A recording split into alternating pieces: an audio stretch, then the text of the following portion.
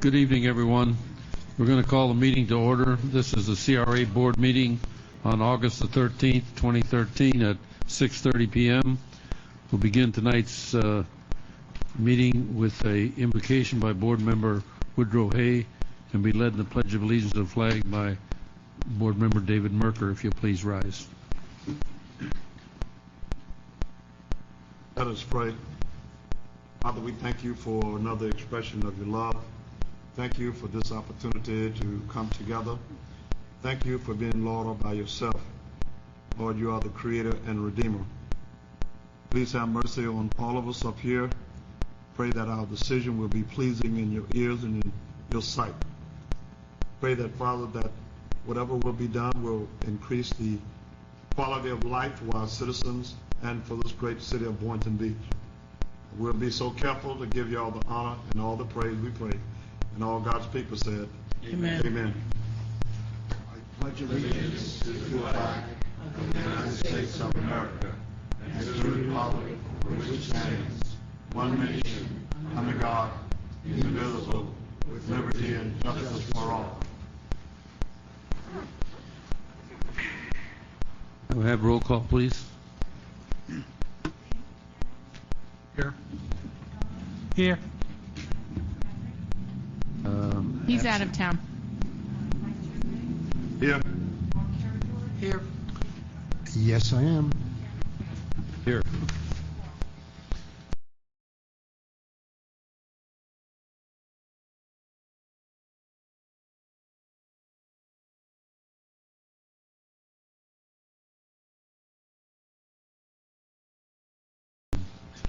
Informational items and disclosures by board members and the CRA staff. I'll start down there with our executive director. No, I'm good. Thank you. All right. No conflicts. I want to, since we last met, I want to have a few informational items. We're all deeply saddened by the loss of Pastor Lance Cheney, but we see his legacy live on, because 1 week after his funeral service, the back-to-school health fair that he had started 5 years previously gave away 2,000 school supplies to children for back-to-school, did physicals free for children, did health screenings for between the children and the adults, close to 3,000 people. And it had a positive impact on those lives as we start back to school.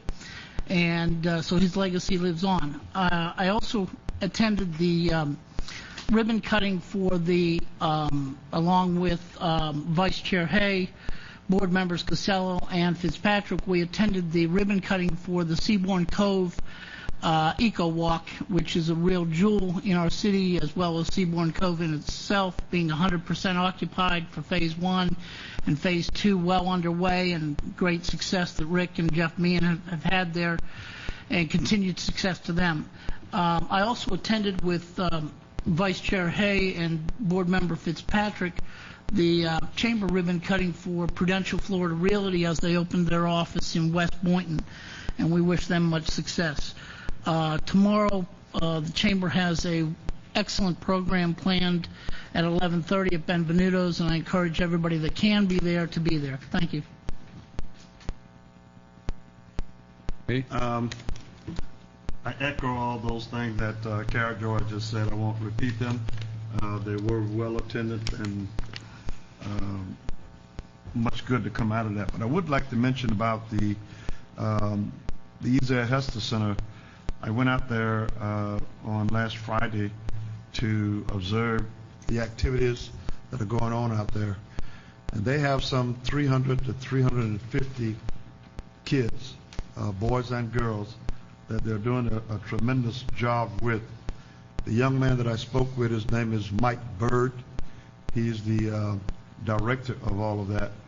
And they are needing support financially and both community to come out and support them.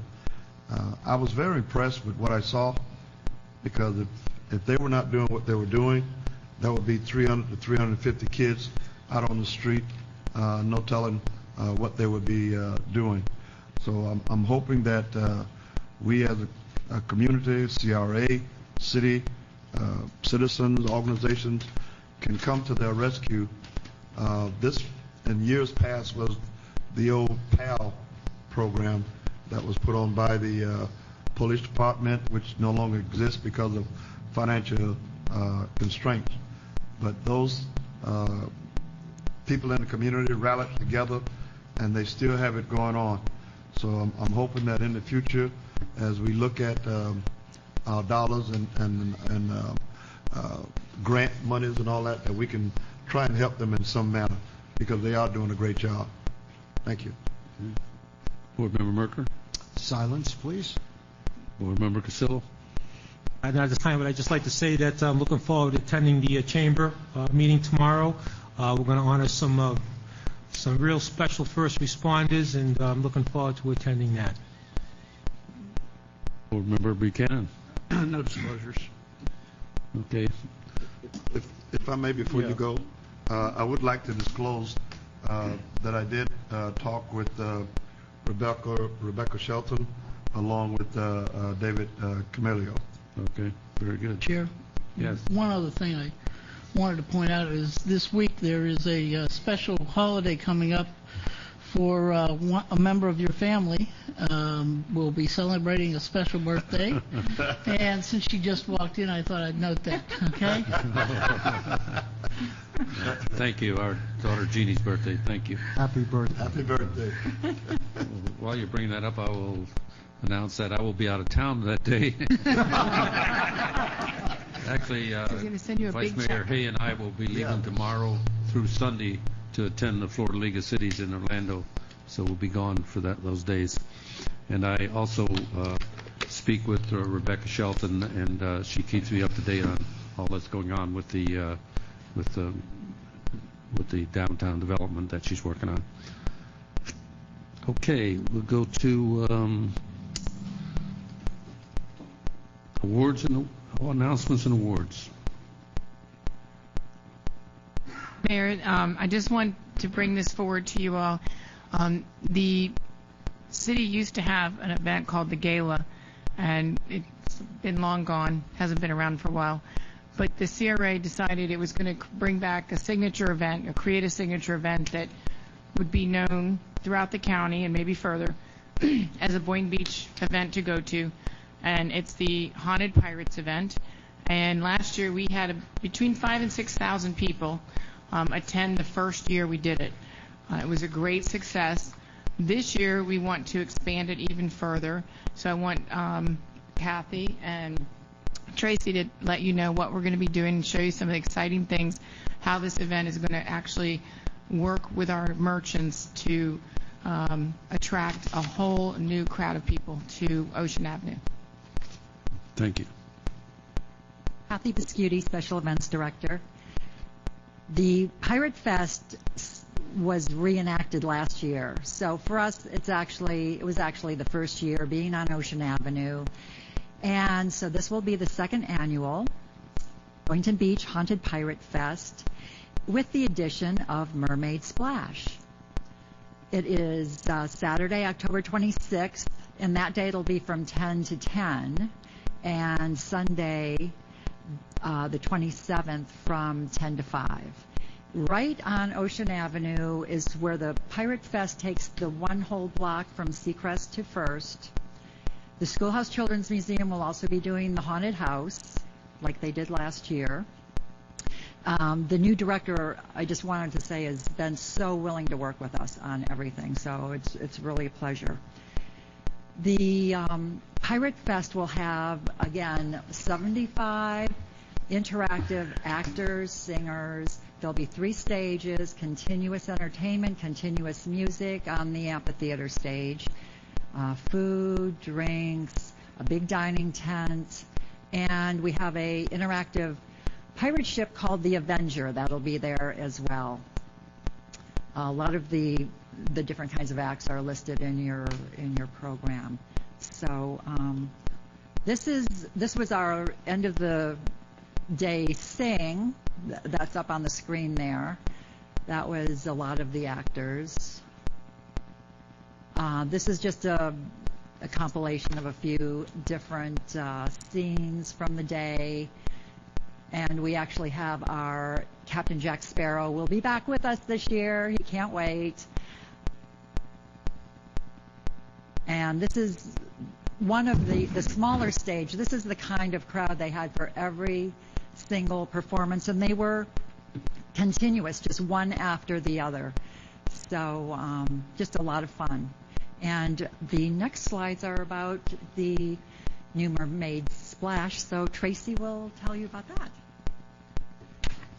Good evening, Tracy Smith Coffee, Business Development. The way I structured this evening event was I wanted to wrap the local businesses into the event because the Pirates event is down by the end of by Seacrest. So I wanted to continue it down Ocean and over Federal, over to the Marina, and also Ocean Plaza. So, excuse me. So how we're doing that is the event will be kicked off after Pirates, when they do their farewell song. We're going to start with a mermaid parade. Everyone's invited to participate. It's free. It's a walking parade. And most of the Pirates will be participating in the parade as well. We're going to walk. We're going to roll down Ocean Avenue, over Federal, and to the Marina, come back around, and then back onto Ocean Avenue again. And that will be the kickoff. I have a steel drum band that's from Lake Worth High School.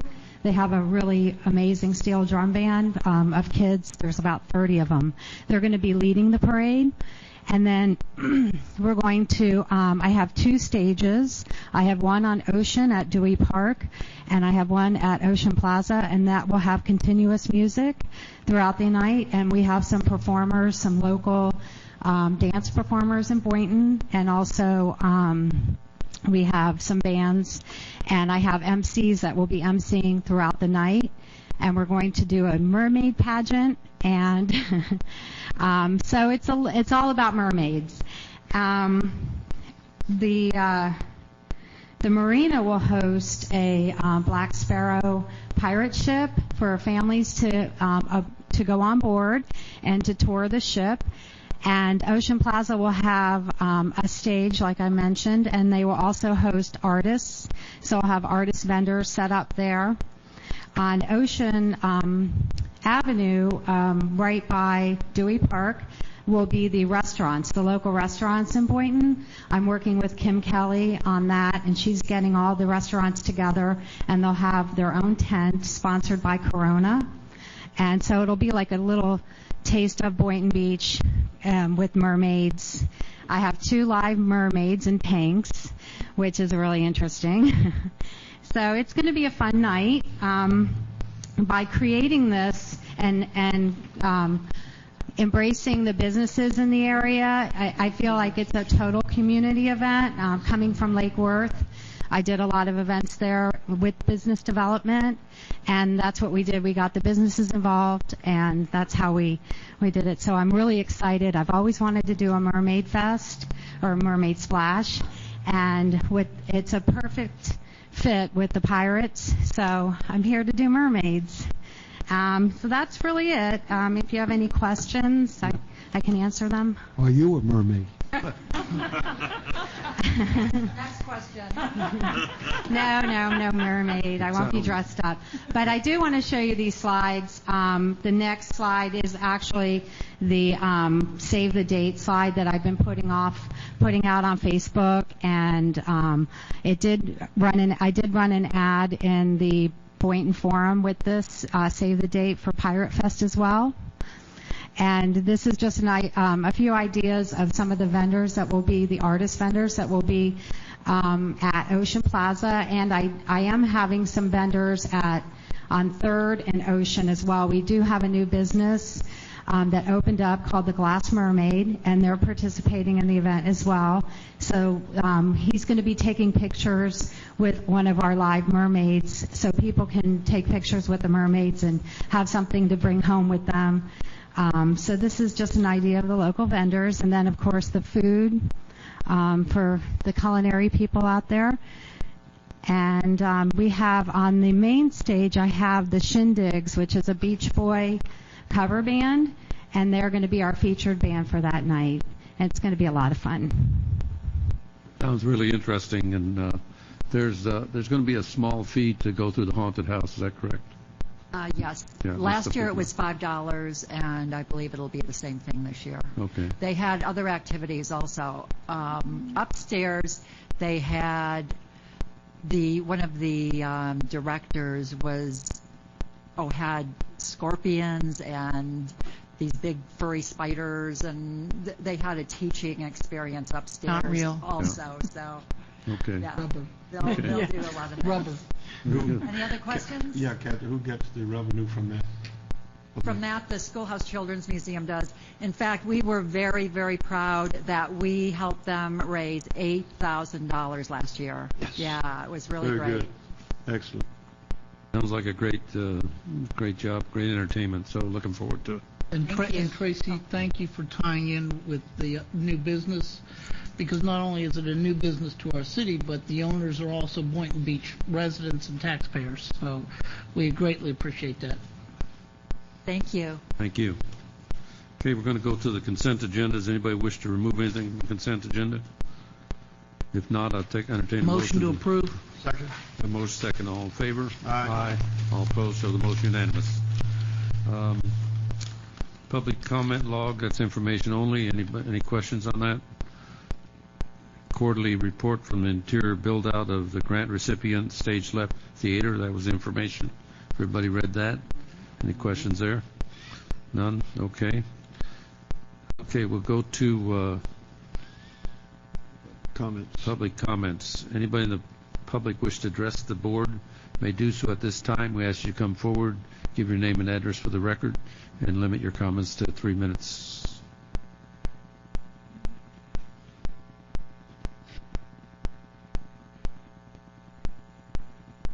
Evening. My name is Jeff Pugh. My address is 35 Harbor Drive, North Ocean Ridge. And I just want to say thank you for and it was on the consent agenda, so it went pretty fast. But I just want to say thank you for the consideration. I've been a resident of Boynton Beach and Ocean Ridge since I was 4 years old. And I've been in pool business for 34 years now. And we were up in Lake Worth for a long time. And we moved down here to Boynton when I saw Royal Palm wasn't there any longer. I live 4.5 minutes from my new office, and it's a perfect spot, and I'm glad to be in Boynton Beach. I just want to say thank you again for all your help. We're so happy to have you and wish you much success. Thank you. Thank you. Thanks, Jeff. Thank you. Okay. Seeing no one else, we will close public comments and go to old business. Approval of issuance of request for proposal and qualification for legal services for the CRA. Mayor, this is what we would bring back to you at the June 11th meeting. This is an RFQ that we actually gleaned from another CRA, Satellite Beach. We felt like it was pretty clear and concise of what the deliverables were, and I think if it meets with your approval, we will put it out there. The proposals will come back to you on October 8th at that meeting.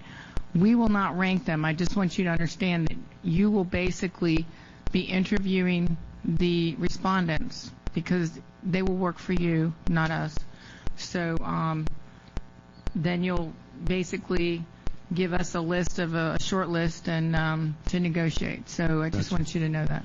Are we going, Is there- may I please? Well, let's have a motion first. Okay. Motion to approve the issuance of the RFQ for legal services for the CRA. Second. I have a motion and a second. Discussion. Commissioner Merker. Board Member Merker. Obviously, depending on how many people or attorneys put forth a request, will we have a special session just for this? I mean, if we have hypothetically 10 or 12 law firms interested in participating in this. We'll see when it comes in how many we get, and if it's just a few, we can maybe do it at a regular meeting. If there's a lot, maybe we want to set a special meeting. Okay. Any other questions? All in favor? Aye. All opposed, so the motion unanimous. Item B is consideration of terminating the request for qualification for professional services. Good evening, Board Chair, Board members, Mike Simon, Development Director. The item before you is a request for determination of the request for qualifications that was issued for design and engineering services. The Board approved the issuance of that in May.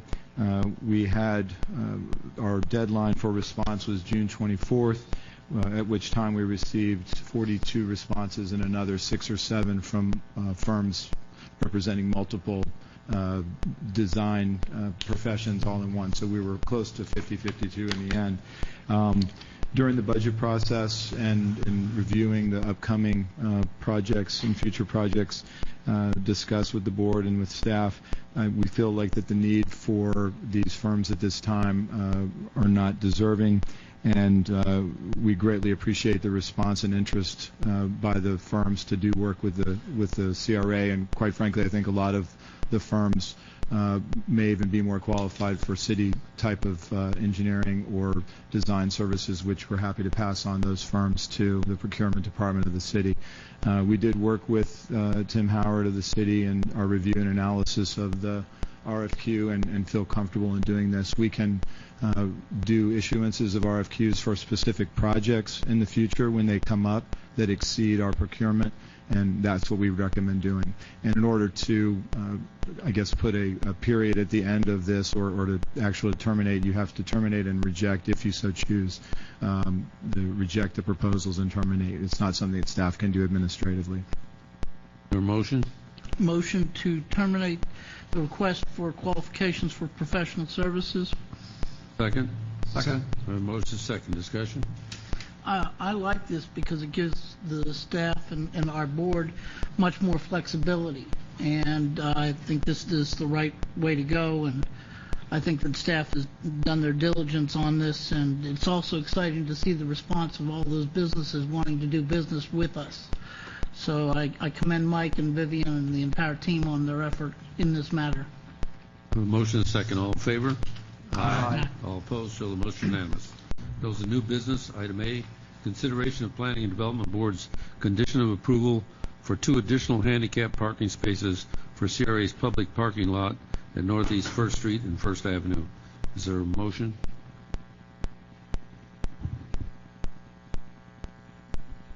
I have some questions. We need to get on Need the to get floor a motion. first. Happy to do a presentation of the item if you'd like, or if you want to just ask questions, you're I'd welcome like to to do hear so. the presentation. Okay, go ahead and give us a presentation. Good evening again. Mike Simon, Development Director with the CRA. The item before you is being brought forth because the presentation to the recommending body of the Planning and Development Board is requesting a change in the design that staff is unable to, with the authority given to us, make the change without bringing back to you for support or rejection of that recommendation. It does alter the existing plans as presented to you and to city staff and site plan. That's why it's being brought back. The item was presented to the Planning and Development Board on July 24th, which is the presentation of the parking lot project here at Northeast 1st Avenue and 1st Street, just across from the parking garage in City Hall here of the northeast corner there. The city staff's conditions were all relative to consents of easements and lighting and other applications that are required during permitting, but had no additional conditions for the project as it was presented to them and submitted. However, the Planning and Development Board added a condition in their vote of approval to replace 2 of the EV station locations to make them handicap spaces. The requirement for the parking lot as it is in staff's review is 3 spaces, which we had and met that requirement. The Planning and Development Board requested that the CRA discuss or change the plan to add 2 additional. Other than that, no other conditions were placed on the project, and I see that board member of the Planning and Development Board, Mr. Katz, is here as well. As staff, we accepted that condition as being something that's being presented to you and are bringing it to you for direction. But your recommendation is to reject that condition? Yes, correct. Yes, correct? Yes. Yes, I mean, Yeah. in the sense that we feel like that the condition of having additional spots in that outlying parking lot don't necessarily serve direct access to a building or a use, but it doesn't change the overall amount of parking spaces. It's completely up to the board. If we were losing spaces dramatically, it would certainly be more of a concern. Okay, thank you. Chair, at this time, would like a recommendation a motion to accept this item for consideration. Move to accept this item. Is there a for second? Second. Most second, okay. Chair. Good evening. Huh? Yes. Before we go to the public, I have a couple questions. Mike, when you presented to the P&D board,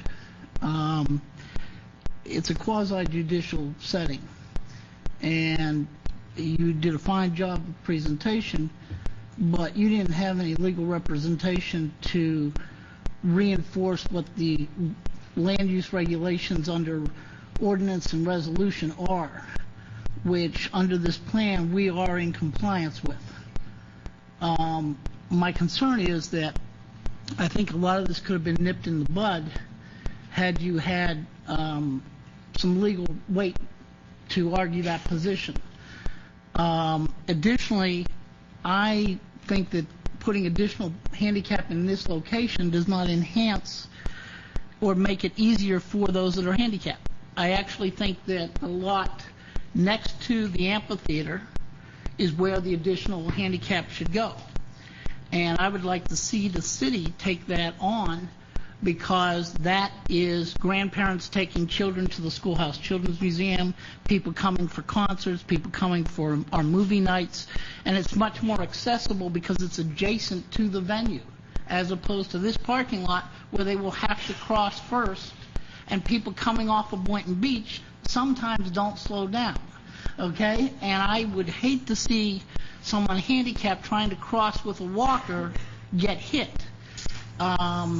Because we added additional spots there instead of in something that's closer to the venue. I also know that a lot of seniors will take grandchildren to the Civic Center and the Arts Center, and they use that side lot there. And that's where I think this additional should happen. It should not happen on the lot that we are trying to get done before the end of 2014. So those are my thoughts and comments. You want to speak just first? Go ahead. Go ahead. As I'm looking at this, that area is a very small area in the first place, and I'm not sure how many parking spaces we have there. Do you have it off the top of your head, Yes, Mike? 58. There would be 58, including currently 58 total, 3 of which are required to be handicapped. But right next to the 3 handicap, there are 2 parking spots for electrical cars. Electrical right? vehicles, right? Correct. Which And my are understanding is that if that's not being used, handicap can also park in either one of those 2. So in essence, you really have 5 there.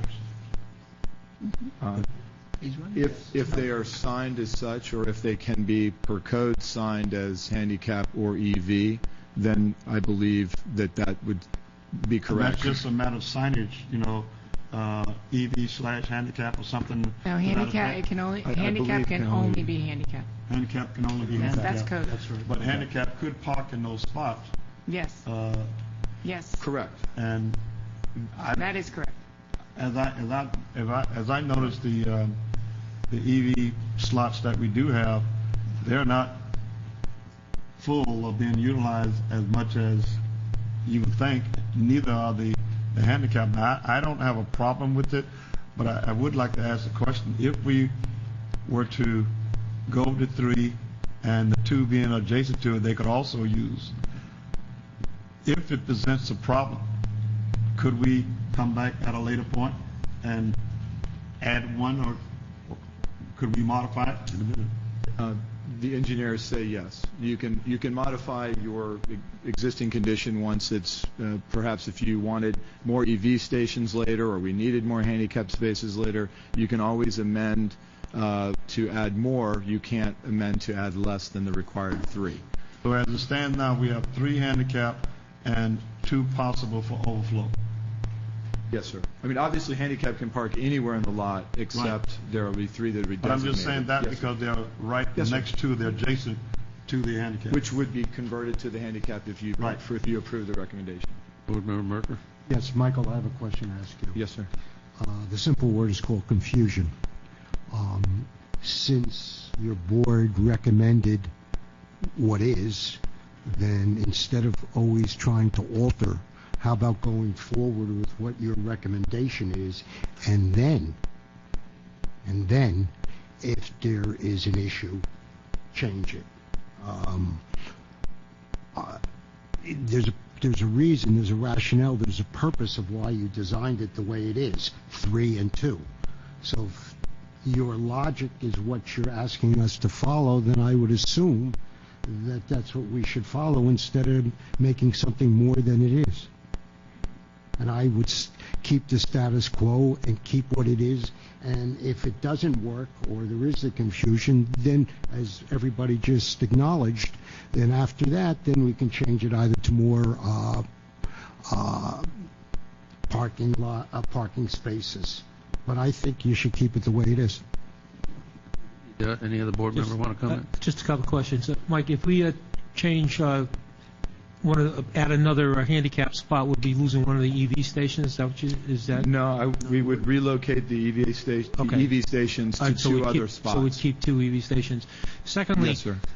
This lot here, what's the capacity? How much is it actually going to be, taken? Is it going to be filled capacity on a daily basis, or is this something that's more of like an overflow type?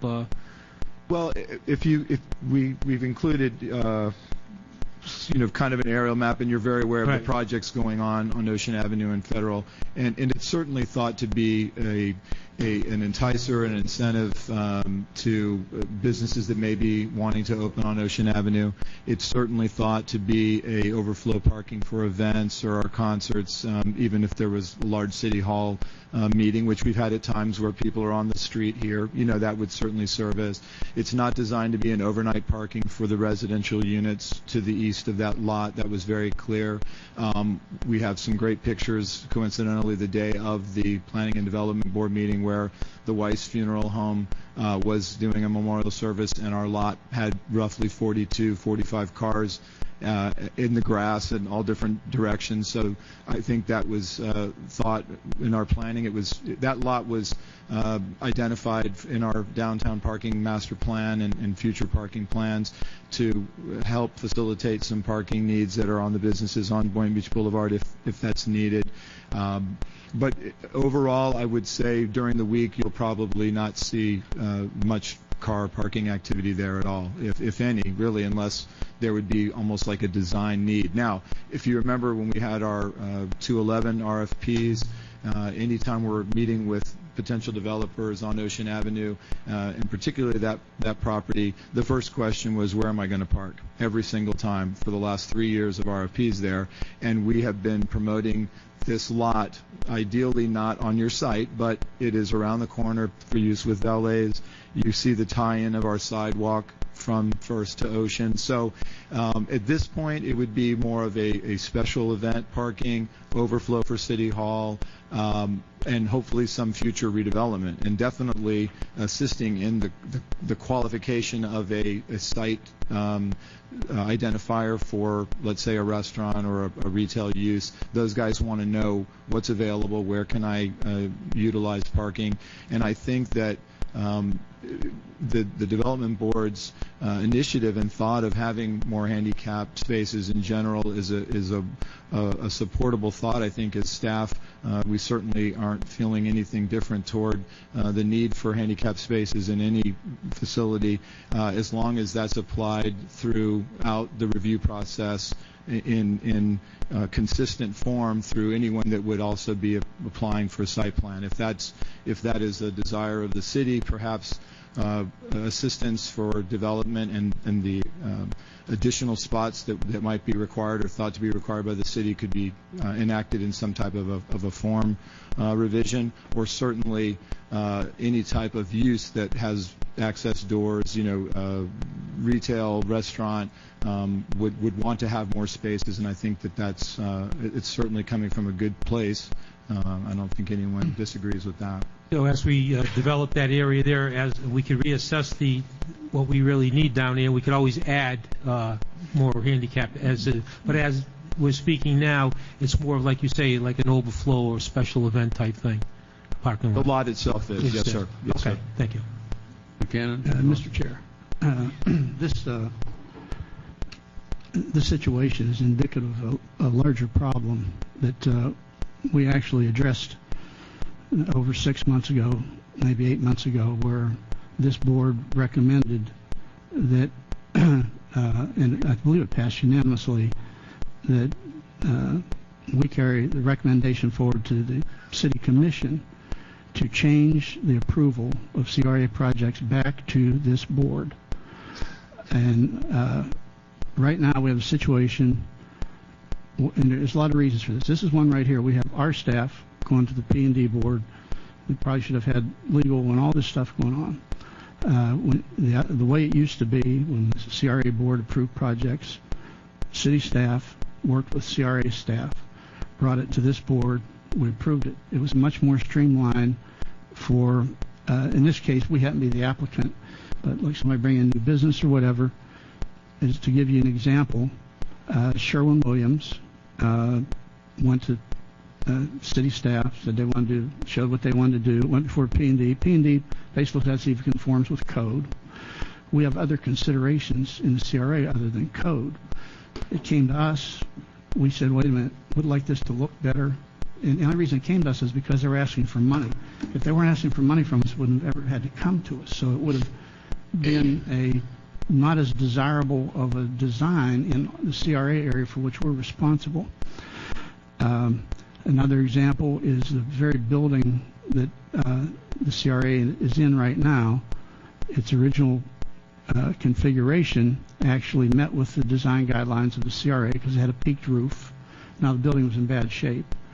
And when the owner started to redo it, said, well, its roof is bad, and blah, blah, blah, and he changed the design, got it through P&D. It met code, but it looks like a Dunkin' Donuts.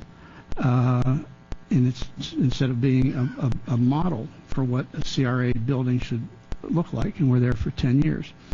There are other aspects in that if people don't come to us for money, it's similar to my example, if Sherwin-Williams hadn't, we have no say or no effect. And P&D does a good job in what they do, but it doesn't include a lot of our considerations. And the CRA is, our areas, our commercial area is to a large extent a blank slate. There's going to be a lot of things come on through there, and as time goes on, we may want to add appearance codes to various sections. There are things like cottage district, other things. As these things get more complex, only the CRA board will have the knowledge and should have the say-so to do it. And there's no downside in that. Right now, city staff takes the project to the P&D board. Well, instead they bring it to us. And then we eliminate that third step for people who get caught who do want money in that. And then there's bigger issues, too, having to do with TIF, bearing utilities, and all that. I think it's imperative that this board have the approval over projects within the CRA.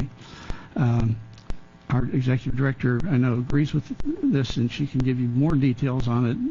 We might chew up a whole meeting, but I would request that that this board's recommendation be carried forth to the city commission, and that be put on the city commission agenda for approval for the CRA projects to be moved back to the CRA board. And then we wouldn't have like what we have right now. Good evening. As they would say at the Pirate Fest. Arr. But anyway, David Katz, 67 Midwood Lane, Boynton Beach. I'm not here to represent the P&D board, but I'm here as a member of the P&D board. I'm the one who asked for 2 additional handicap spots, and it was approved 7-0 as a condition of approval, and it wasn't a recommendation. I'm going to speak to a couple of things that Mike spoke about, and his backup, which was, in my mind, very disappointing that he couched it the way he did. But during the meeting, and he said it here, that this would be would also be used as overflow for events. And there's a lot more people in this city with handicap placards than there are with electric vehicles. I bet you there might be 5 in the city. And at first my suggestion was to get rid of the EV spots. But I didn't want to rain on the green parade. So I said, can't we just add 2 more? And I don't think the city or the staff or this board should hide behind what is the land development regulations, admittedly, which is the required is 3, and that's what they put in there. But at this time, the only process for adding more is at the P&D board level. And unless you can include it at the site plan approval level, that would be great too. There are a lot of people with handicap placards in this city, and there aren't any people with electric vehicles that I know about. And you want to have people. You don't want to reject those people who need that spot guaranteed to them to be able to attend events, and that's the only reason. I only asked for 2, and I didn't ask for the other 2 spots to be gotten rid of. Again, it was for overflow events, and that's why I asked for it. With all due respect to Board Member Buchanan, I don't know that he has any more expertise in oversight of these site plans than members of the P&D Board do. There's nothing wrong with additional level of input and oversight on these, and you get some ideas that you may not think about. I agree with streamlining government, but not in this case. In his backup, Mike mentioned that the plan was supported by the planning development staff, which is true, and they agreed that the cost of these EV stations were $2,000 a piece, and that's not the cost of a handicap spot to create that. So to come back later and get rid of the EV spots over that would be a cost that you expended and that you probably would never want to go back on. So I don't expect the EV spots to go anywhere once they're put in. And I think they should be put in because you have to look to the future. But he also said in his backup that the members of the public who were in attendance also recommended it. And the members of the public who were in attendance were the owner of the funeral home, who's not putting a nickel into this parking lot and will benefit the most from it.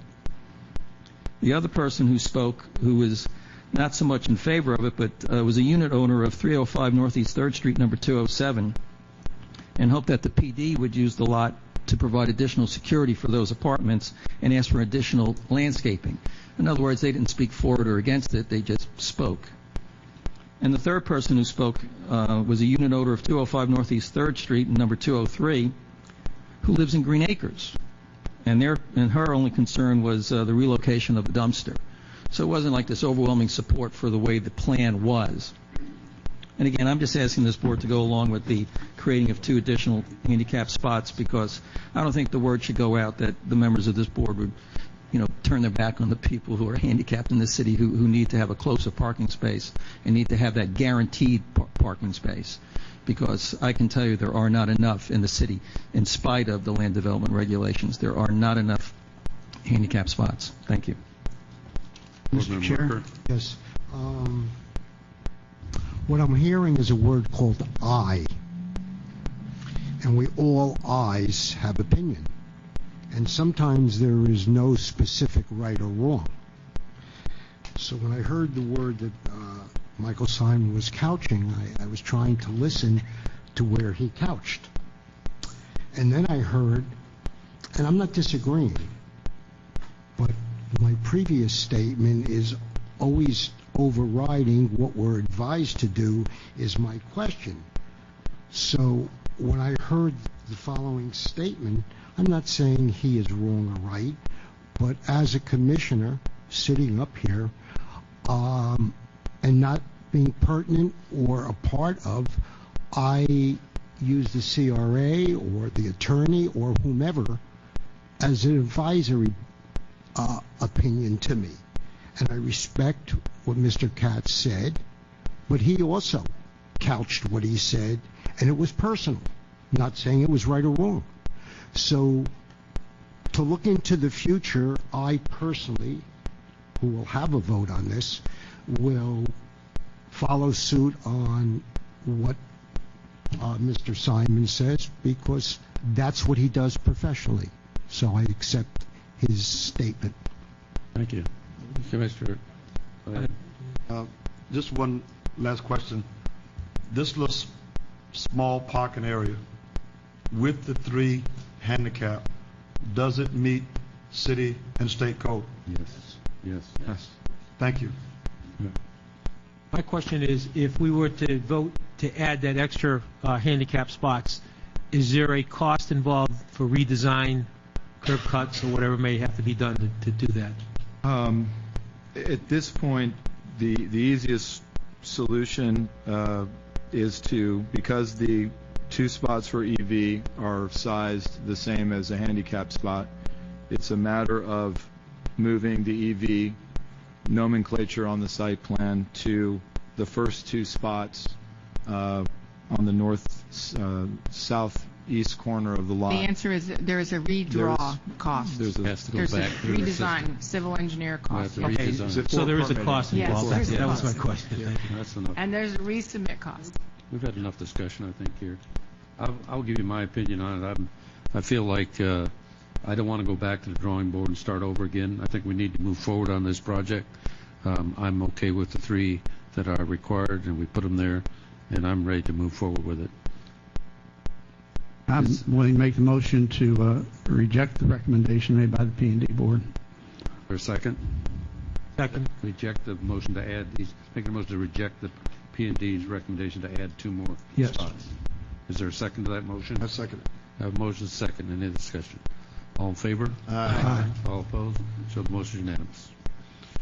Okay, that takes us to request for the First Amendment to direct incentive funding agreements, Phase 1 and 2 for Seabourn Cove to correct an error.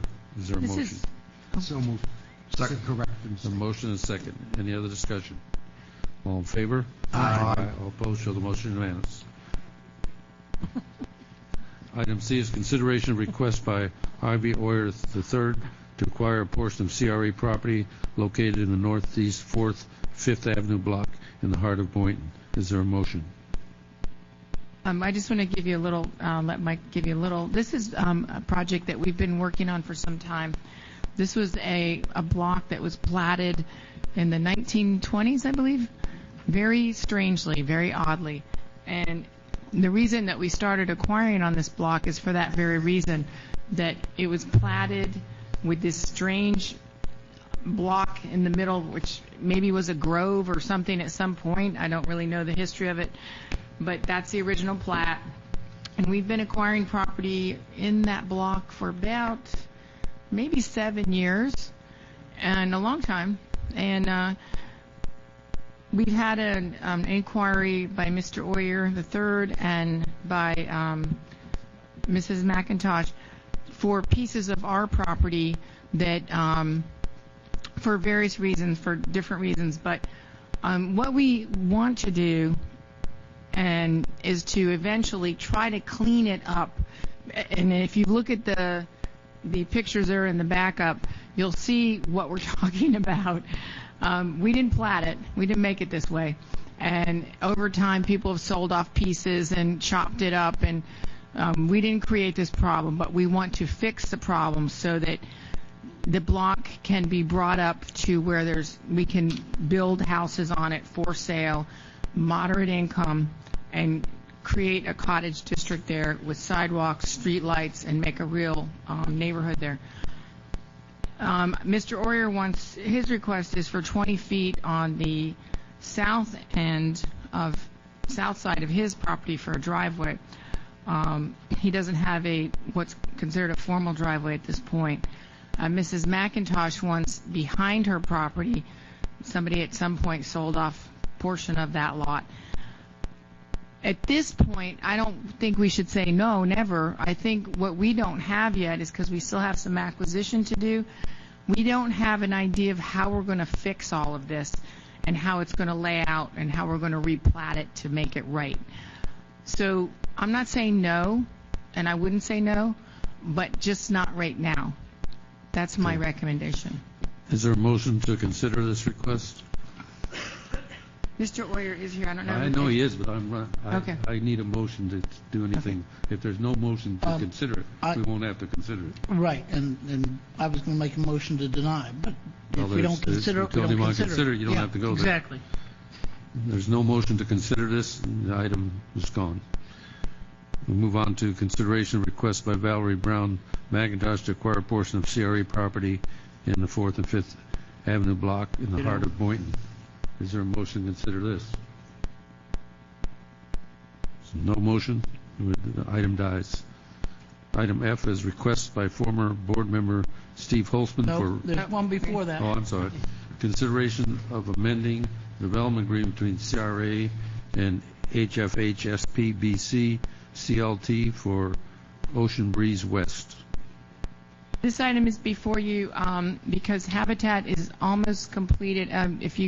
Most of you weren't on the board at the time this agreement was drafted, but if the vice mayor was on the board, the agreement and the proposal that Habitat submitted was for Habitat to do 11 homes, and the CDC would do 10 homes, and Habitat is getting near the completion of their homes.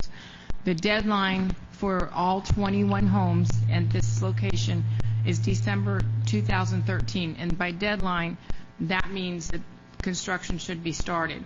And that's a deadline from the city and from HUD, Housing and Urban Development. Habitat is concerned that the CDC is not going to be able to make the deadline.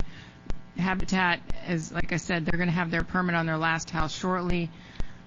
The CDC has got 3 houses completed of their 10.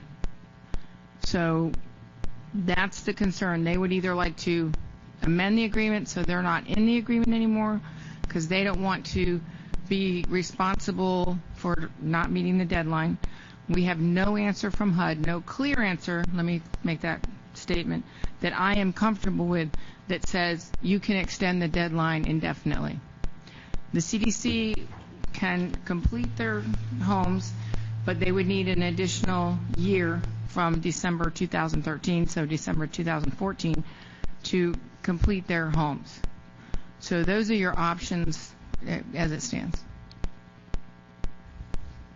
First, I need a motion if we want to consider this. Motion to consider. Second. Motion second. Discussion. Chair. Board Member Merker. Yes. May I ask a few questions? If I heard you right, Vivi, you're saying that Habitat will be finishing and doing what they said they were. CDC needs an extension. However, am I hearing correctly that Habitat could step up to the plate and do the work and get it done by December? They have told me that they can because they have the buyers in line. Okay, my question is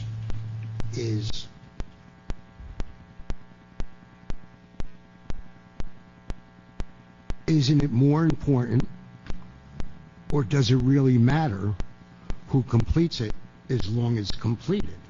And to extend it, once again, why extend something if something can be completed and done properly for the community? And we know Habitat, they do an excellent job.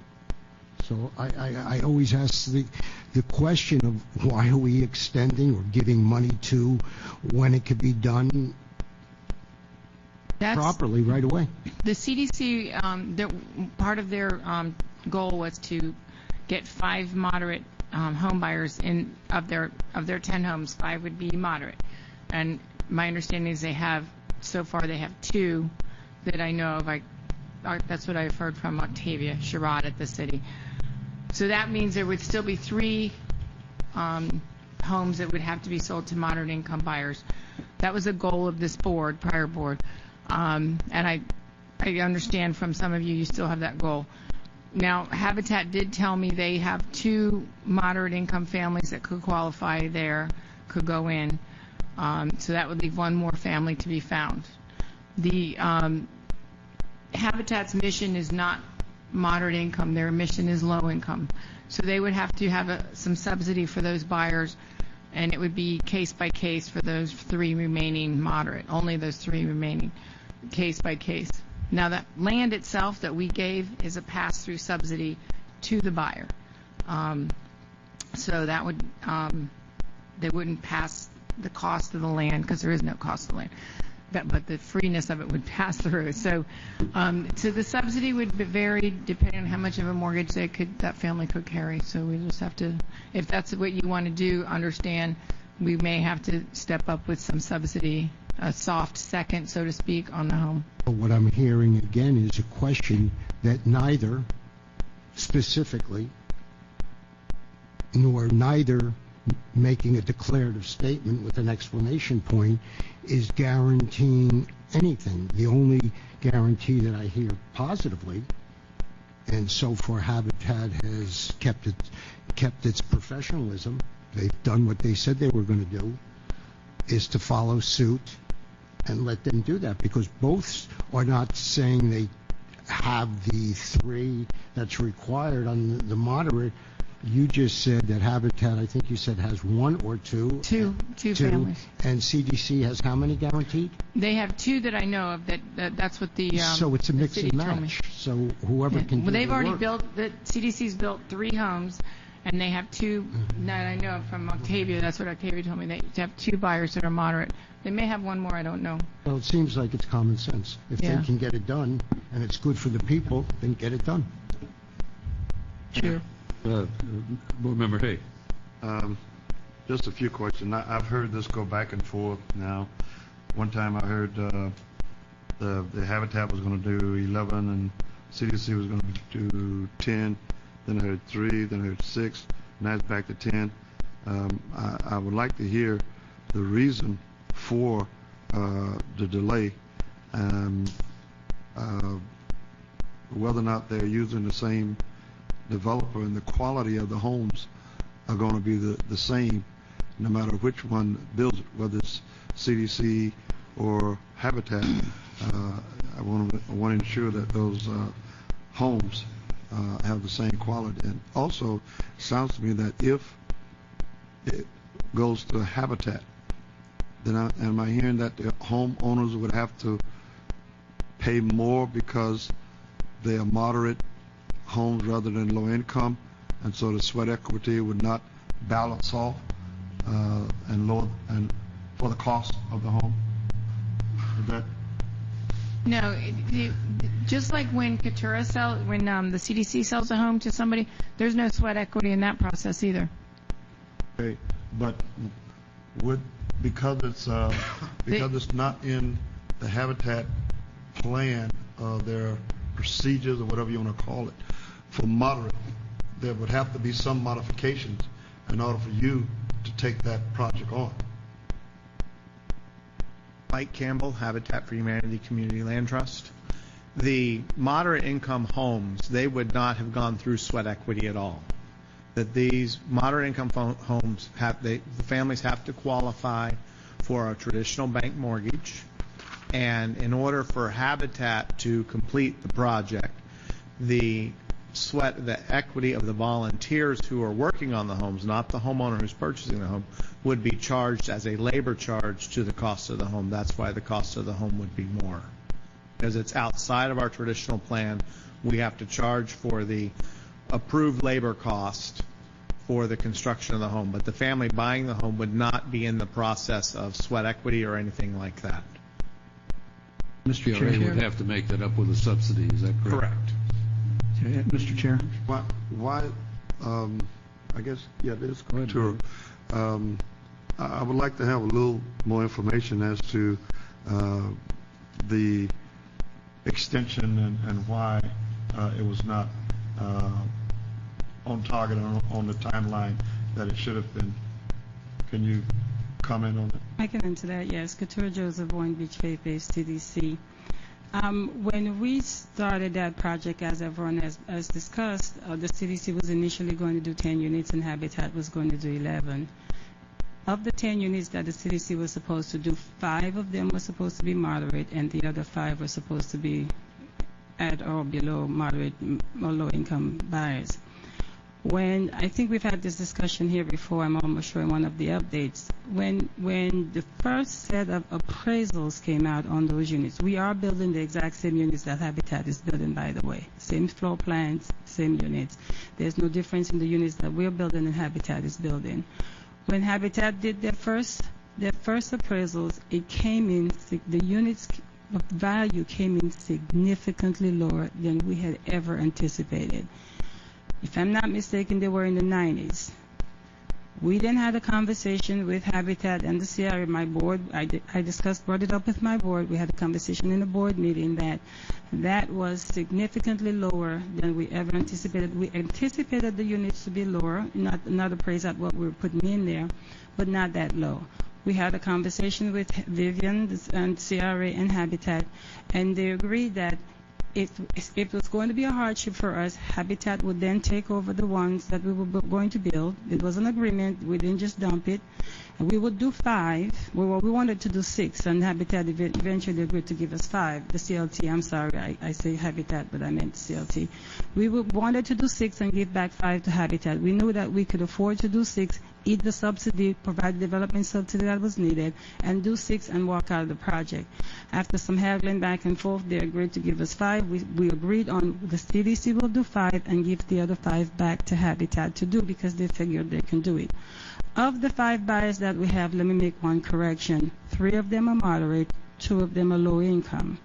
We're getting ready to close on our second moderate income person next week, and the third one will close in the other 2 units that we are now in permitting. So we have 5 buyers, 3 are moderate, 2 are low income. Well, just for clarification, you built 3 of the 5? We built 3 of the 5. The other 2 are in permitting right now as we speak. Of the initial 5 that we agreed back in January that the CDC will do, we stopped marketing the project because we had our 5 buyers and we thought Habitat was doing the other 5. They said they were going to do it. Well, at meeting here a couple months ago, we understood Habitat to say it's going to create a hardship because they needed a subsidy. Right before we had agreed to give the units back to Habitat, we were in the process of getting a construction line of credit to build all 10 of the units. The loan came through for us. We now have the loan to build the units. When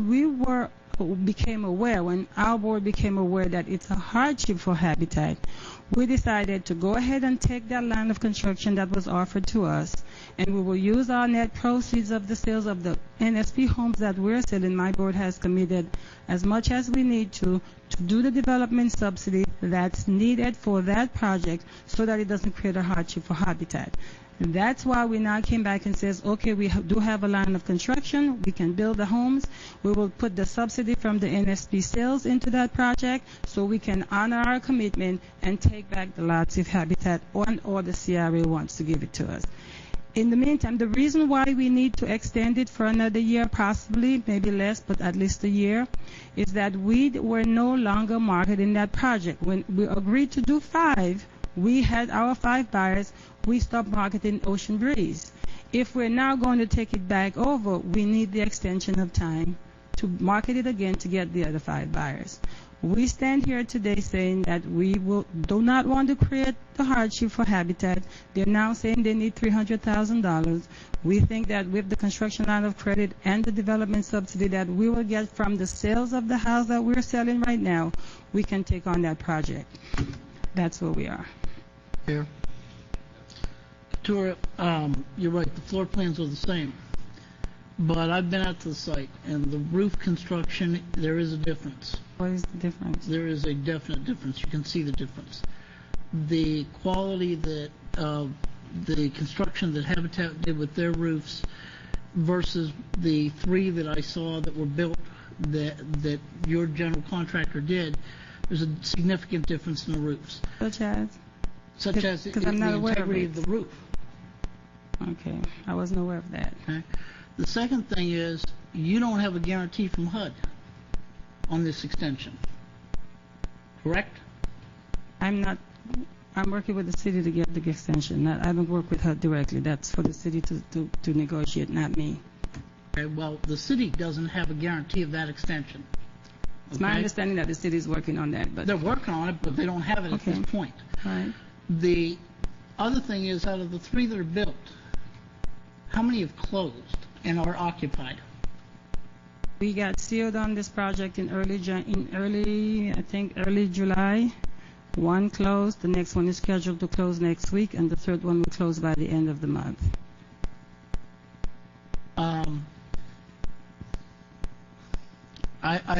My preference is to have this project completed on time. That has been my goal all along. It has also been my goal to have a mix of both moderate and low in this, and that is doable. And having done projects that are mixed both low and moderate myself, I feel that we can do this with Habitat, and I don't think that the subsidy has to be as high as $300,000. I think the subsidy could come in closer to $100,000 to $120,000, and I'm basing that on the remaining 5 homes, correct? No, if you heard what Katura's saying, she said they've got 3 moderate. So that leaves only the 2 left, and Mike already has buyers, so it's going to depend on what kind of mortgage they'll qualify for. Right, but I'm So saying it'd be it actually could lot come less. down to 60. Yeah, It possibly. could come down to 60, maybe 80 on the high side of that subsidy to make that happen, and to make it happen within the time frame that we all agreed to, that we, as the CRA board, agreed to with the land trust. And I'd hate to see us, when we have an agreement, have to renege on our own agreement. I think this is doable. I think we're going to achieve the goal of moderate and low there, and I think it's a win-win. The board member Castillo came up in that. Okay. Just so I have this right here, you now have the construction, you now have the money in place to finish this project. What you're asking this board here is just to give you an extension of time because you weren't marketing the property at that time because of the deal that you were going to be making with TapTap. Is that correct? That is correct. Okay. So you have the moderate buyers, but you just need an extension. You have the 5. I have 3 now. moderate of the 5 that we were doing. I have 3 moderate and 2 low income. Okay. I think the language in the agreement says there need to be a minimum of 5 moderate buyers. So we'll have to go back out and market for 2 more moderate buyers, and the rest will be low income persons. The only reason we are back here saying that we can take the project back on is to alleviate or eliminate any hardship that Habitat taking on these buyers would cause them. If Habitat can do that project on their own, that's fine. My board did not want to create a hardship on Habitat, and that's when we came forward when it was announced here that it would create a hardship, a financial hardship for Habitat. If they can do it on their own and they can move forward, that's fine. We're cool with that. So the only thing you're asking us is then for some time. Yes, if you decide to give us the project, yes. Mr. Chair, I have to, as a comment, if there's a difference in, an observable difference in materials and quality, that bothers me. But my one question is, Vivian, this is for you. This would come out of any subsidy if we switch this back to Habitat. The subsidies would come out of next year's budget, right? Most likely, I'd have to ask Mike when he thinks those houses would close. What's your turnaround time on 6 weeks, 12 weeks on a house? What is it? 4 months. 4 months? So they wouldn't close until That's January. ours too, by the way. Yeah. So it could come out of next year's. And I just want to have a follow-up question because now the quality of materials is in question here. Is there a difference in quality materials? As far as I am aware, we are building the exact same house. I think everybody has 25-year shingles. If I'm not mistaken, we have all the warranties on everything that was put in our house. The builder has given us the warranties. I am not sure what Mr. Cara George means, but I would like to have that conversation with you. And I really wish you had called me if you had that concern to tell me you thought it was substandard, because as far as I'm concerned, we have the warranty. The builder has given us the warranty. It's a 25-year shingle. I was out at the site, and it caught my attention, and I asked Patrick, wait a second, there's a difference in those two roofs. And when you mean the difference, what exactly? Are you talking about the shingles? What are you talking about? The way they lay, okay, and the integrity of the roof. That it's a roofing company that laid it. Exactly, and what I'm getting at is either the GC or the sub could have done a better job, okay? And I'm going to be that blunt about it.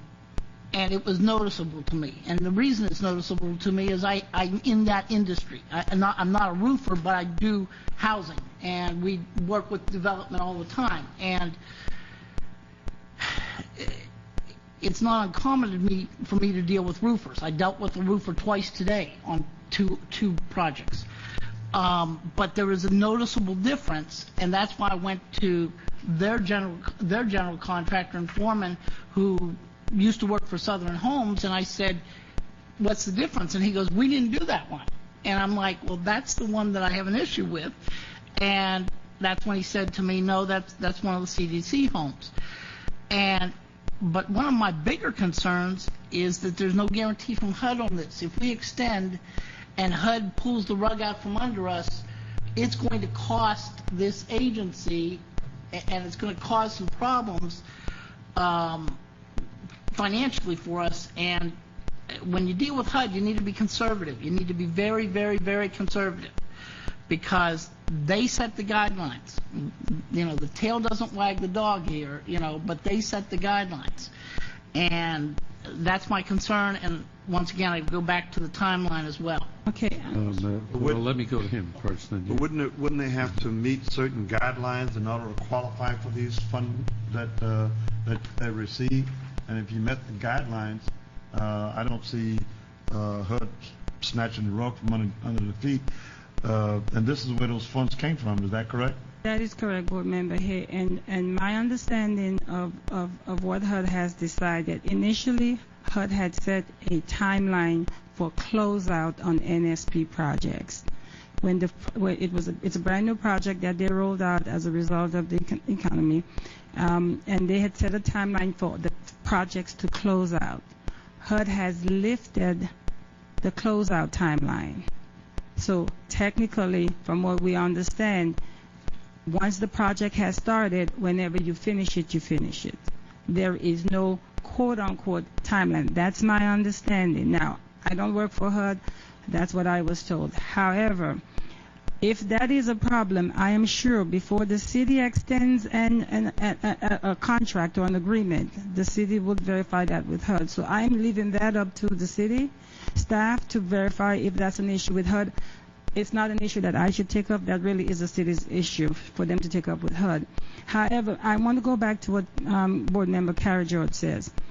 I'm sort of disappointed that if you saw a distinct difference in the roof of that house, you did not pick up the phone and call me, because I know you well enough to know that you could have called me and said, Couture, I see something that's kind of odd. Can you check into it?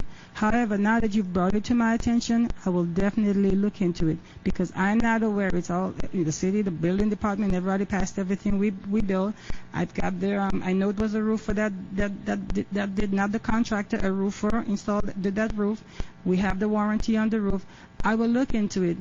But please, if you see something that looks odd, you know me well enough to pick up the phone and give me a call. Okay.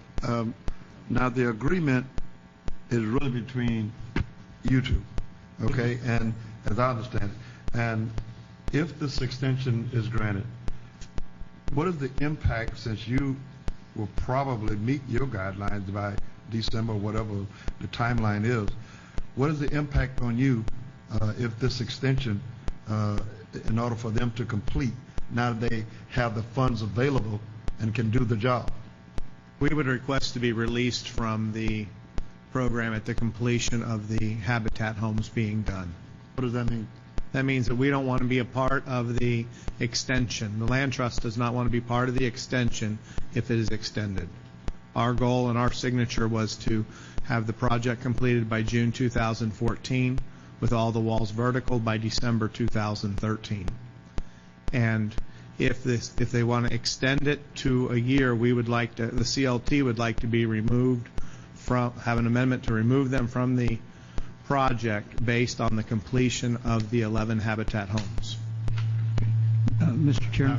Could there be a contingency? Look, what are you asking this board for in terms of timeline? In terms of time, another 12 months to finish the project. If you are giving it to us, again, I'm saying we did not want to create the hardship for Habitat. That's why we came back and said we will take it back on. But it is a hardship if the CLT pulls out. Well, when they initially agreed to take back the lots, they did not indicate it would be a hardship. We had a conversation and everyone agreed. Mike told me they could build it in economies of scale and that they could do it.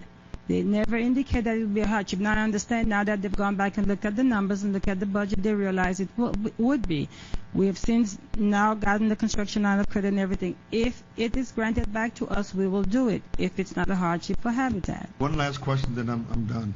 Is there a breakdown such that you could do something and they complete the rest of them and we still meet the deadline? If that's is that a possibility out of the remaining ones to be done? I mean, there are 7 homes that need to be completed. There are 3 homes done by the CDC.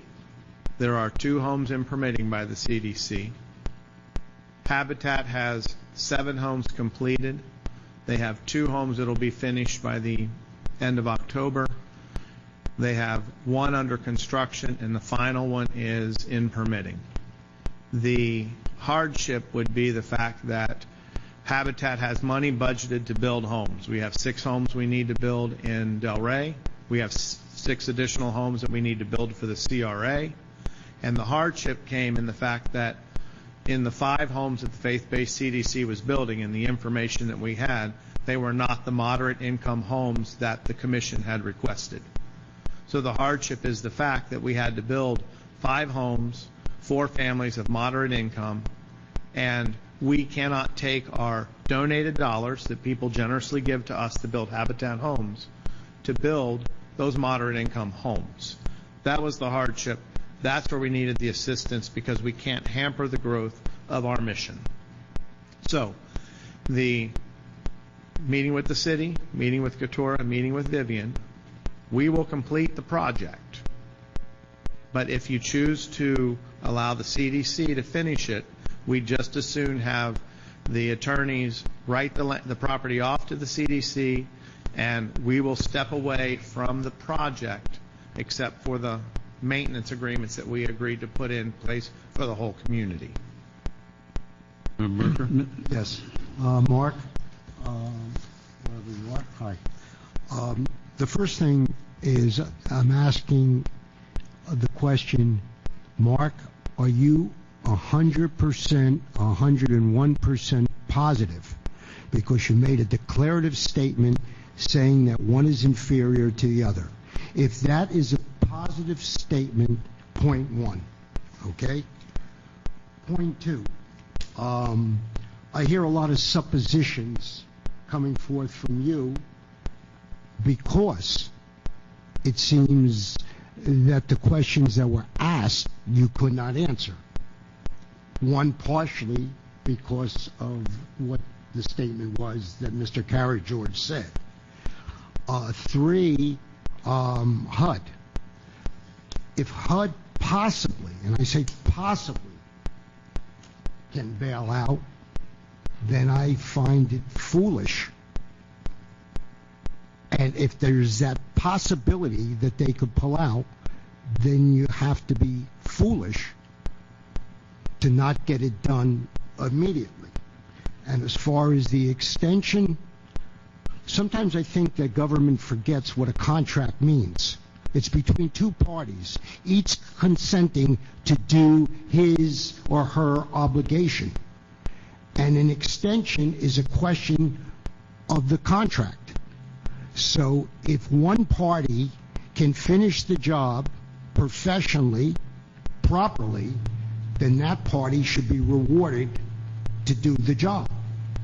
If the other needs an extension for whatever reason, and the last part is the extension, which is better for the people, and that's the issue. And to me, Habitat has a fine reputation. They're doing what it said in the contract, and if they can complete it in the contract, simple language, slang language, it's a no-brainer. Let them finish it. Mr. Chair, I have Yes, Mr. one Buchanan, quick go ahead. question for Couture. If I understood you correctly, the position of CDC is you're happy to complete the 5 that you're working on now.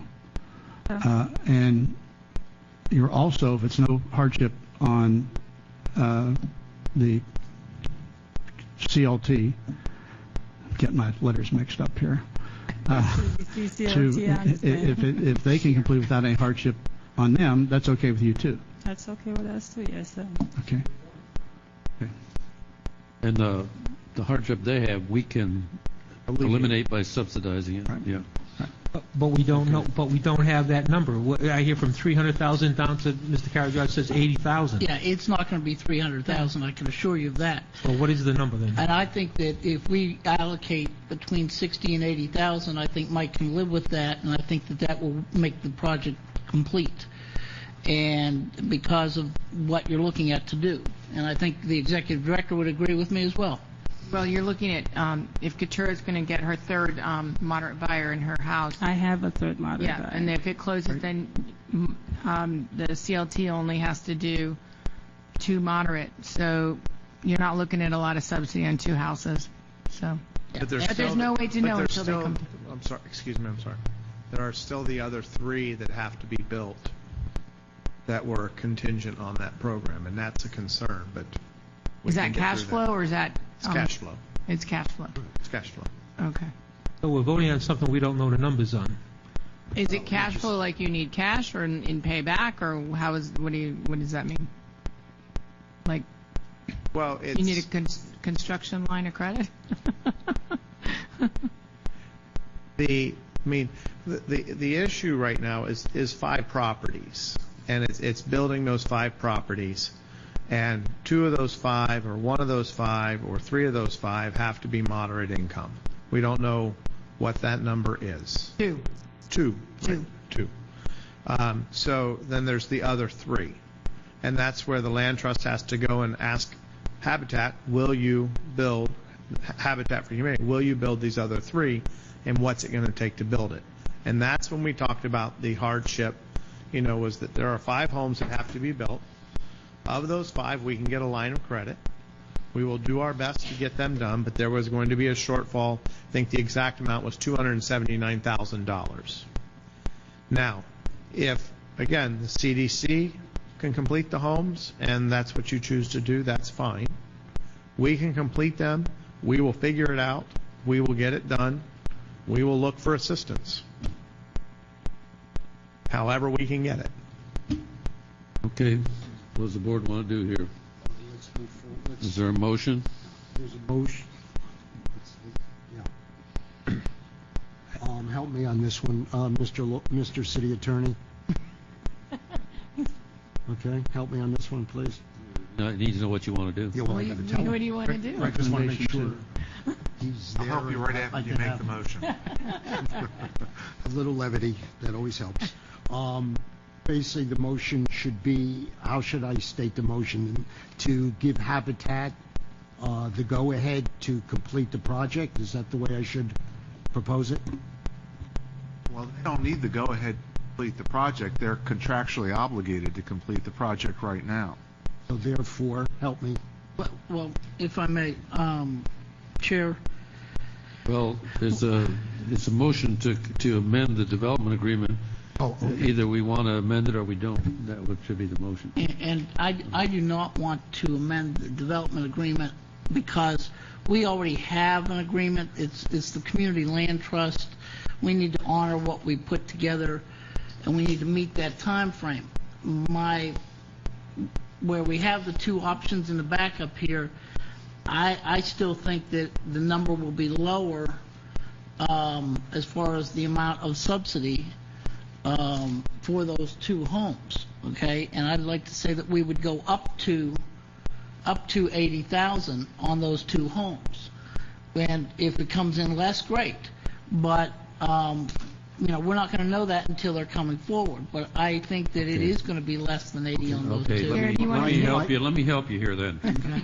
The second recommendation, which sounds like what somebody's trying to get out there, is do not amend the development agreement and have Habitat complete the remaining 6 homes within the current project timeline. However, this may mean that the original goal of 5 moderate income families within the project may not be met, since these homes would require development subsidy of approximately $300,000. If the board is willing to forego the moderate income goal for the 5 homes, the project can be completed on time and without additional funding. Sure. It sounds to me like they want at least 2 of those 5 to be in moderate, and we would subsidize that. Is that correct? Exactly, because I still want moderate housing there, Right. because that's what we have an agreement on. I said, so you would have a motion would include at least 2 would have to be moderate, and we would subsidize it. Could I make a suggestion for the motion? Yes. That we do not amend the development agreement, and we have Habitat complete the remaining 5 homes. Yes. Okay. Is that an amendment? And all this stuff about, and we'll provide subsidy as needed. Okay. There's a Second. motion and a second. Second. Mayor, that is too vague a motion. You can't have a motion to provide a subsidy that's not A fixed. blank check. And I think Board Member Casello asked some good questions. He might be correct about this, which is there does not seem to be enough facts available tonight for you to frame the proper motion. And it may be appropriate for the board to table this matter. You have 2 parties that are both speaking in a positive fashion about the ability to work things out and get it done. We don't know what the number is that would be the required subsidy, as has been pointed out. And between now and the next board meeting, that number may be pinned down so that you could tackle a real motion to provide a subsidy of X number of dollars. I have no problem with that. I'm just worried about the time, timeline. Yeah, I'm worried about time too. What if the motion was include a subsidy up to a certain amount? That could be done. You could certainly make that motion, but that takes the burden off the 2 parties to figure out what that number is and bring it to you at the appropriate time, which is when the motion is made. I have not heard enough facts for you to make, and I think this is why you're struggling with what the motion should be. Well, actually, the motion only involves CLT, and the maximum that they've talked about is less than $300,000. So I could continue with my motion and put up to a maximum subsidy of $300,000. Question, can't we just simply say, Well, first of all, let me see if there's a second. The man did make a motion here. okay. Second. Second. There's a motion and a second. Okay. Now you want to say something? Nope. Okay. I have a motion and a second. Mayor, you need to pin this point down. The up to $300,000 subsidy is coming from what source in what fiscal year? The next fiscal year. Next fiscal year. Next fiscal year. Your budget is not fixed yet for the fiscal year, so that would be a constant and not a variable when you come to your budget Exactly. hearing. It's not the first time that this board has spent future dollars. And Jim, I know you're aware of that. And I think I've spoken to that issue on several occasions before, and it probably leaves Susan Harris trembling in the front row to hear a motion that requires you to commit to money that is not yet appropriated. Throw a little wrench into the whole works. I just want to remind the board of what the financial alternatives are. We're talking about an unknown subsidy at this point. However, if HUD does not extend the deadline, the city is the primary recipient of the NSP funds. We are the subrecipient. HUD will come in and audit them that they haven't met a deadline, and there may be most likely a financial impact on that. Excuse me, the city it was $400,000. The project was more than that, but the city, we used $400,000 of NSP funds. So those are the numbers that are rolling around in my head. This potential subsidy for future, and we're going to have a budget meeting in a couple of weeks, or the unknown potential whether HUD is or is not going to extend that deadline. And the impact, in my mind, is greater to the city and the CRA if HUD does not extend the deadline, and we have to meet that unknown perhaps financial obligation at some future day when we may not have the funds that we have in this coming year. Well, you have Scott Klein, the city's economic development manager here. I'm not sure to what extent he's prepared to speak, but he has communicated with HUD, and this concept or issue of deadline is not so dramatic as it has been spoken to this evening. And Scott, you want to jump in on that particular point? Yes, I'm Scott Klein, Economic Development Manager for the City of Boynton Beach. I have contacted HUD. They have not expressed the desire to pool the funds. However, they have not expressed any desire to pool funds this year. However, they're not giving us any deadline as to when this project needs to be placed in service. So we're in limbo right now with HUD. So you're but up this in is the all. air There's a lot of cities in this position. We are not alone. Right. I just came from the village of Wellington. We have NSP1 funds, and everybody's in the same boat. Everybody's had funds they've expended. They have homes sitting there, either being rehabbed or built still. So HUD would have to make a pretty bold decision to come in and to ask for these funds back, in my personal opinion. Can I make a motion? I have motion on the floor. Motion's on the floor. Here we go. Okay. I have a motion second on the floor. Okay. And repeat the motion. You want to repeat your motion, Mr. Buchanan? Basically, do not amend the development agreement. Allow CLT to complete the remaining 5 homes with a maximum subsidy of $300,000. That would be committed in the coming year? In next fiscal year. I have a motion and a second. All in favor? Aye. Aye. All opposed? No. Who's the noes? 1, 2. Motion passes 3. 1, 2, 3. 4-2. 4 to 2. Okay. Request by former board member Steve Holtzman for reimbursement of legal fees in connection with the Bright versus Boynton Beach CRA case. City Attorney, do you want to speak to that? Sure. Most of this is in your backup, but you'll see the email exchange that took place between Mr. Holtzman and myself, where he requested reimbursement for attorney fees that he incurred while attending a deposition in a case that he is not a party to. That case is the Elisa Bright versus CRA case. Mr. Holtzman is not a defendant in that case. He was simply subpoenaed to a deposition as a witness. I initially responded to him that I was not aware of any legal authority that would authorize the reimbursement of attorney fees under those circumstances. There's certainly legal authority to allow for reimbursement to a board member that is the subject matter of litigation, is the defendant in litigation, or is the subject matter of an administrative proceeding that they're drawn into. Very specific fact circumstances.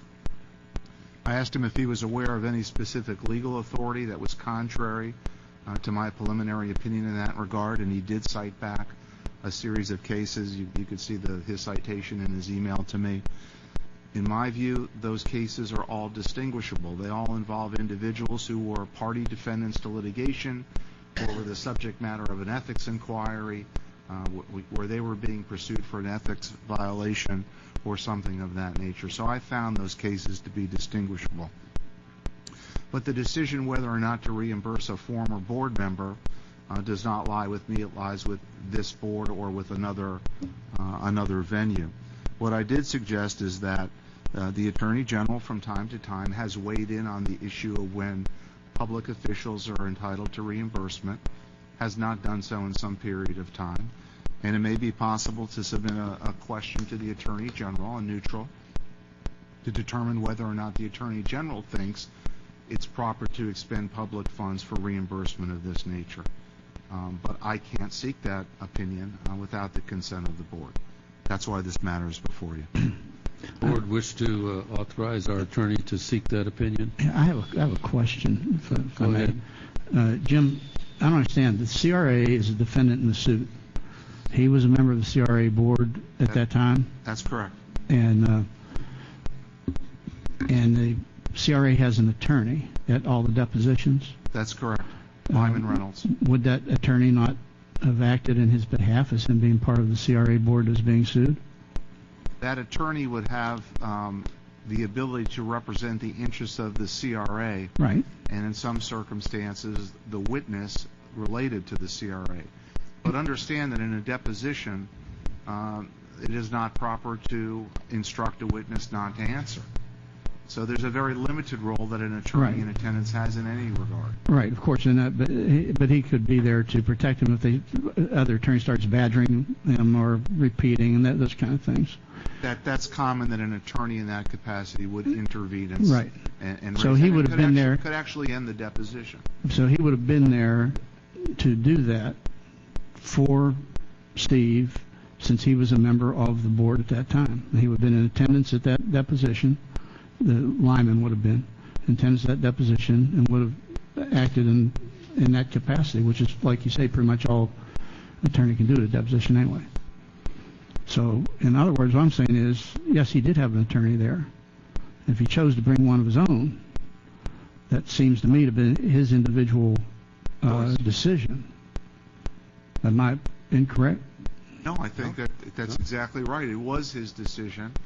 From what I understand, I did not have this conversation with Mr. Reynolds, but I think Vivian did, is that Lyman Reynolds did indicate that he would represent the interest of Mr. Holzman at the deposition, and I think he communicated that to Mr. Holzman's attorney, but Mr. Holzman's attorney communicated back that he would prefer to do that on behalf of Mr. Holzman. That's secondhand to me. So, May I, Mr. Mayor? Go ahead. I like simplifying things. To tell the whole truth and nothing but the truth. And my understanding is that he was called in, Mr. Holtzman was called in as a witness. He was not being called in as a defense. He was called in to simplify and answer questions honestly. It was his choice, for whatever reason it sounds like, for double protection. You can shoot a person with one gun, but I guess sometimes you want two guns just in case. So his alternative, his idea, his defensiveness, to make sure what he says is exact, is a personal thing. Were there other witnesses that were called in this case, and did any of them bring a personal attorney? Yes. Ex-Commissioner Ross did. Now, if you have something personal that Lyman Reynolds represents the CRA. If you are there for any personal issue, then you can choose to have your personal representation, legal representation. But in order to... But that's a separate issue. But by bringing in an attorney, you're protecting your behind to make sure no mistakes your personal interests. Yeah, so no mistakes are made. And then the question I have is, how do I say it? That was how it was explained to me today by Mr. Reynolds. Okay, so basically, is it the obligation of the city of Boynton Beach to pay for all of our legal issues that could potentially come up? I mean, I'm simplifying, maybe I'm sounding goofy, but I just don't understand how he can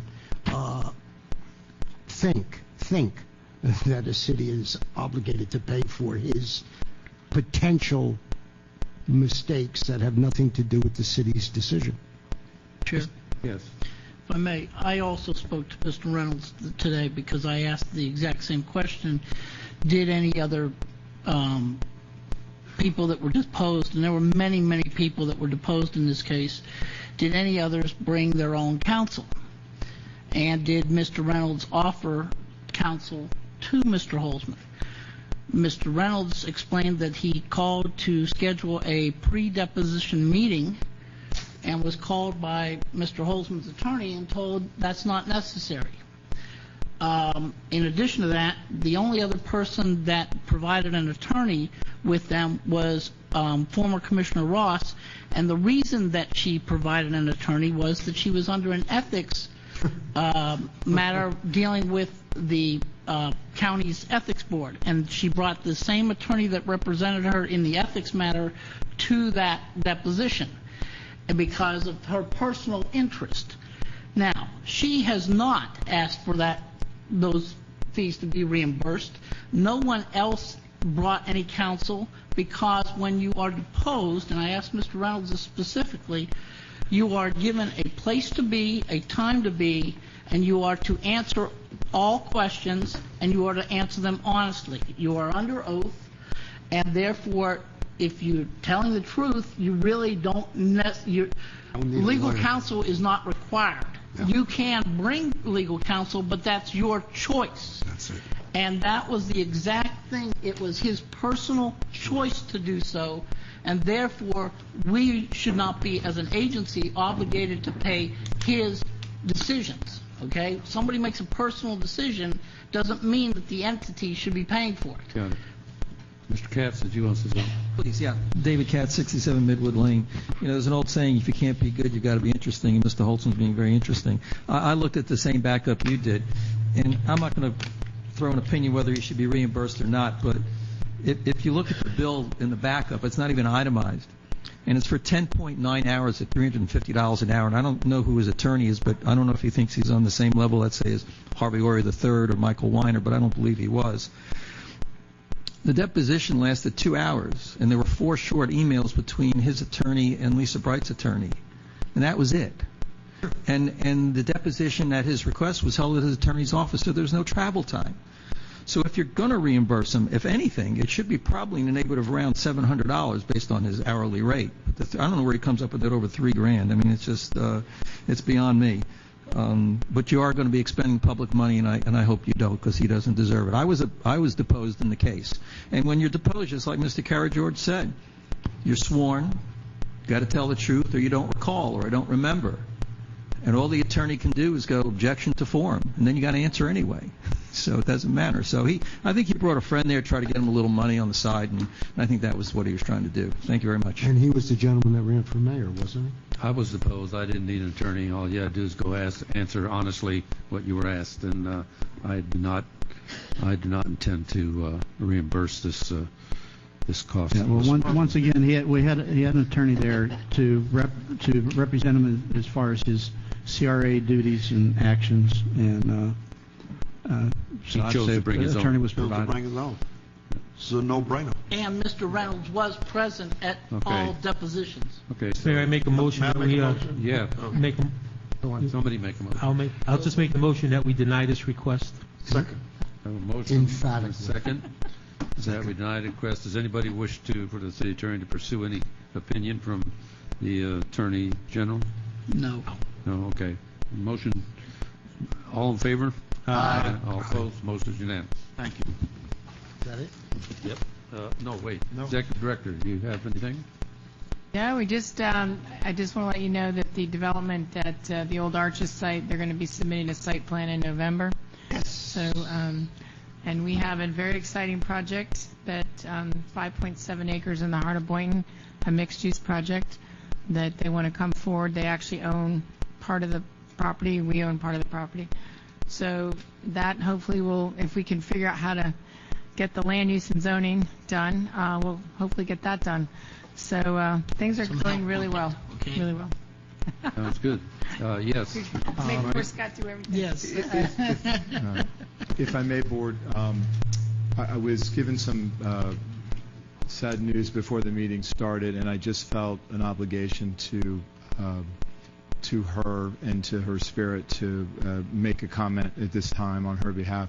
The property manager that has been at Marina Village since the CRA started a relationship with that project and building in 2005-06 I was told, unfortunately, passed away this weekend suddenly and without any knowledge until today. And it's hard to express in words, being a board member on that board for the last 7 years, working with Mal and other members of the Marina Village Master Association. It'd be impossible to put into words, certainly from a daily experience with her and service to our board, of which we sit. Her service to that community, to the building, to the city. She just recently purchased a house 18 months ago on Ocean Avenue, West Ocean Avenue. She became a resident and walked to work and became part of the community in many ways.